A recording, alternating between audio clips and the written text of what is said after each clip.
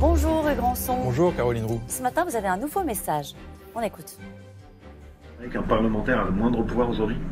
Vous avez vu les guignols d'En Marche, là, ils sont tous avec le petit doigt sur la couture, ils doivent tous voter la même chose. Quand ils osent apporter la moindre dissonance, ils se font taper dessus avec une matraque, il n'y a aucun équilibre des pouvoirs en France. Donc il y a une dictature totale en France. Ça vous plaît de vous faire traiter de guignol ? Écoutez, moi je suis consterné par les propos que j'entends depuis vendredi de Laurent Wauquiez, consterné devant sa brutalité, devant son cynisme et devant son mépris. En réalité, il s'attaque à la majorité, il n'y a pas grand-chose de surprenant. Il s'attaque à toute la classe politique avec des accusations très graves. Il nous dit que l'ancien chef de l'État, Nicolas Sarkozy, aurait écouté et placé sur écoute des ministres. C'est très grave. Il attaque Justin Trudeau. Il a en réalité aujourd'hui, je crois, une parole qui est démonétisée, décrédibilisée parce qu'il s'est disqualifié. Il a manipulé devant des étudiants tout ce qu'on rejette, tout ce qu'il y a de plus mauvais, de plus moche dans la politique. Les attaques personnelles, les ragots, le fait de mettre les mains dans le cambouis et d'avoir au fond une ambition dégoulinante. Laurent Wauquiez est prêt à tout. Il est prêt à dire. Ça, c'est pas le seul. Hein. Il est prêt à dire n'importe quoi. Et aujourd'hui, je vous le dis avec des mots assez durs, il me fait honte. Il fait honte à la classe politique. Et je crois en réalité que sur le fond, c'est très inquiétant. C'est très inquiétant parce qu'il incarne une dérive de la droite vers, en réalité, l'ultra-droite, la constitution d'un bloc des droites, un rapprochement avec l'extrême droite. Et vous savez, quand il parle souvent de la France du réel, c'est une thématique anti-gaulliste, c'est la thématique maurassienne du pays réel contre le pays légal, et je crois qu'il est temps que Laurent Wauquiez se reprenne. Vous y allez assez fort, à la fois Maurras et à la fois le fait de dire qu'il vous fait honte à vous personnellement. Qu'il apporte des explications sur des accusations très graves, gravissimes. Le fait qu'un ancien chef de l'État, que je n'ai jamais soutenu, puisse avoir placé sur écoute des ministres. Qu'en est-il exactement que Laurent Wauquiez apporte des explications? C'est curieux que vous choisissez cette partie-là de sa déclaration pour venir défendre Nicolas Sarkozy, plutôt que de s'indigner sur une des phrases qu'il a prononcées hier. Il dit il n'y a aucun équilibre des pouvoirs en France, il y a une dictature totale en France. Vous êtes vice-président de l'Assemblée nationale, vous êtes plus choqué par ce qui se passe sur Nicolas Sarkozy que par ce qu'il dit sur le Parlement? Je suis choqué par ces propos-là qui, je vous le dis, attaquent en réalité les institutions, il sape les fondements même de la démocratie et il érige devant des étudiants, on doit la vérité aux étudiants, on doit essayer de les éclairer, de les former, il érige le double langage devant les étudiants en le disant lui-même.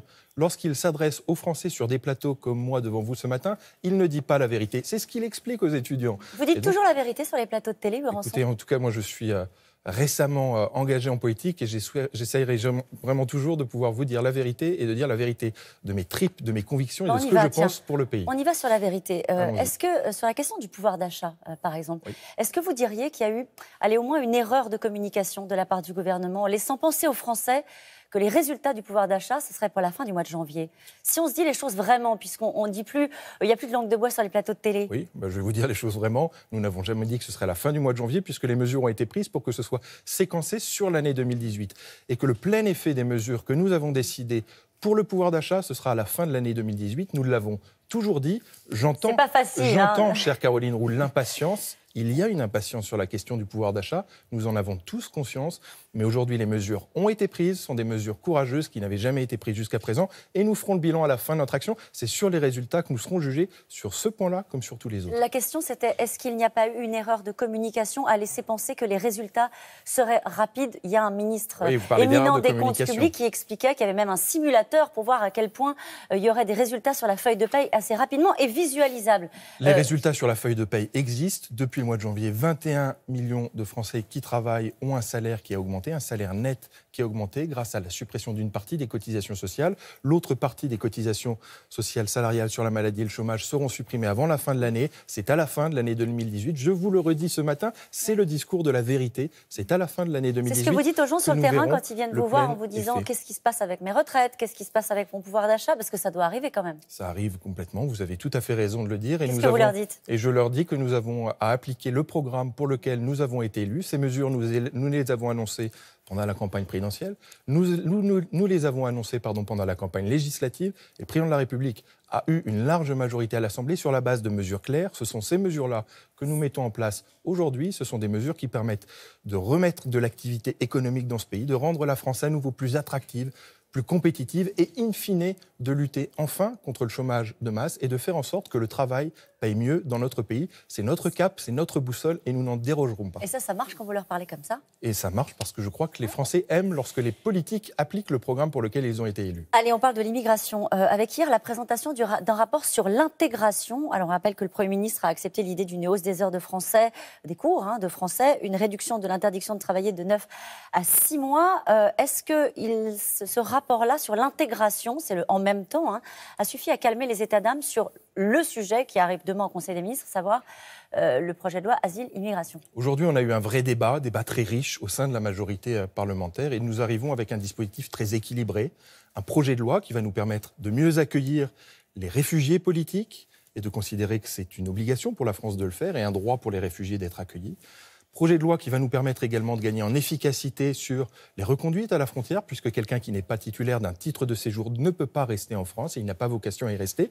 Et le rapport d'Aurélien Taché est un rapport très concret, très pragmatique. C'est un rapport, c'est juste un rapport. 72 propositions pour faire en sorte que ceux qui se trouvent sur le territoire et qui ont vocation à y rester, parce qu'ils ont un titre de séjour, puissent être mieux intégrés. Vous savez, il s'agit de construire une société tolérante, bienveillante, accueillante. Il s'agit en réalité de réussir enfin l'intégration. Ceux qui ont vocation à rester, il faut qu'ils puissent parler le français et apprendre le français. Il faut qu'ils puissent devenir employables et apporter une richesse à la collectivité. Il faut qu'ils puissent, par leur travail, par leur contribution, être intégrés. Il faut changer le regard aussi de la société sur la place de l'étranger. C'est ce rapport-là qui va nous permettre d'avancer. Et je crois qu'aujourd'hui, on a une approche très équilibrée. J'entends votre enthousiasme sur le rapport Taché, sur les mesures qui ont été développées, qui sont pour l'instant que des mesures dans un rapport. Il y a de bons nombres de rapports sur l'intégration qui ont été rangés sur des étagères. Ça fait des années que la France vit une difficulté vis-à-vis de l'intégration.